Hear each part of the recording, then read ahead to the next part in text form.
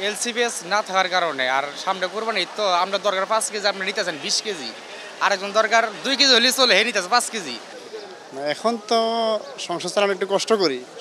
মানে যেভাবে আপনার জিনিসপত্রের দাম, দ্রব্যমূল্যের দাম বাড়তেছে, সেই অনুযায়ী কিন্তু ইনকাম মানুষের কিন্তু কমে যাইতেছে। ইনকাম কিন্তু বেশি হচ্ছে না, কিন্তু দ্রব্যমূল্যের কিন্তু দাম বেড়ে যাচ্ছে। এদিক দিয়ে একটু হ্যাঁ, জীবন ছাড়া কিছুটা কষ্টকর। এখন বর্তমান বিক্রি করতেছে আপনার 76 টাকা কেজি রাজশাহী, আর ফরিদপুর 72-74 এরকম। আর গতকাল বেচছি, ফরিদপুর বেচছে 68, আর রাজশাহী বেচছে হলো আপনার 70 থেকে 72। এলসিপিএস না থাকার কারণে আর সামনে কোরবানি ঈদ তো আমরা দরকার 5 কেজি, আপনি নিতেছেন 20 কেজি, আরেকজন দরকার 2 কেজি হলেই চলে, হে নিতেছে 5 কেজি। এইভাবেই আমরা দামটা বাড়াই। আসলে মূলত আরও পেঁয়াজ এখন সিজন শেষ প্রান্তে, তো তার কারণে এই দাম বৃদ্ধি। কোরবানি উপলক্ষে সবাই একটু বেশি বেশি করে নিতে আছে, তার কারণে দাম দেখা দেখি দাম বাড়তেছে। আমাদের দেশের টমেটোর এখন তো দাম বেশি, গাজর আমাদের দেশে ওগুলোর দাম কম, কিন্তু বাংলাদেশের পাবলিক এমন, আমার দেশেটা খাবে না, চায়নাটা খাবে, ওই চায়নাটা খাই তাদের ডবল দামে, মানে 160 টাকা 40 টাকা খায়। আমার দেশিটা হুদা 70-80 টাকা, এটা নেয় না। আমাদের দেশটার কত প্রেমিক, দেশপ্রেমিক আমরা এই দেশের জিনিস দিলে এটা চলবো না।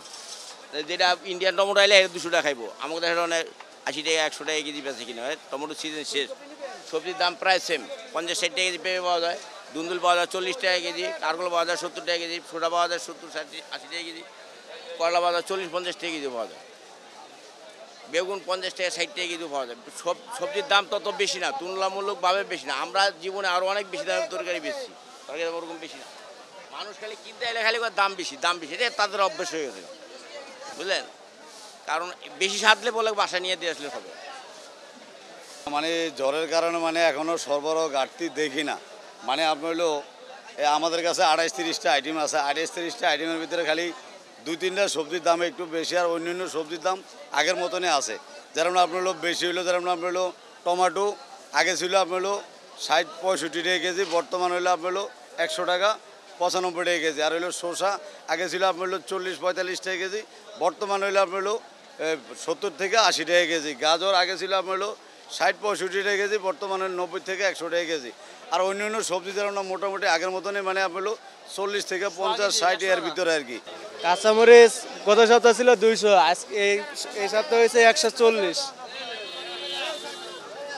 আগের তুলনায় একটু কমছে মরিচের দাম আরো। আমদানি কম বেশি হইলে দাম, আমদানি কম হইলে মরিচের দাম একটু বাইরে যায়, আর আমদানি কম হইলে একটু বাইরে যায়, আর বেশি হলে দাম একটু কমে যায়। বর্তমান বাজারে আপনার লাল ডিম যাচ্ছে হলো 150 টাকা ডজন, আর সাদা ডিম যাচ্ছে হলো আপনার 140 টাকা ডজন। গতকালকে থেকে 5 টাকা ডজনে বাড়ছে আর কি। বাড়তেছে মুরগি আদারের দাম বেশি, তার কারণে তারপর হলো মুরগি মারা যাচ্ছে গরমের কারণে, তার কারণে আর কি ডিমের দাম বাড়তে বর্তমান বাজারে আড়তদারেরা আমাদেরকে বলতেছে।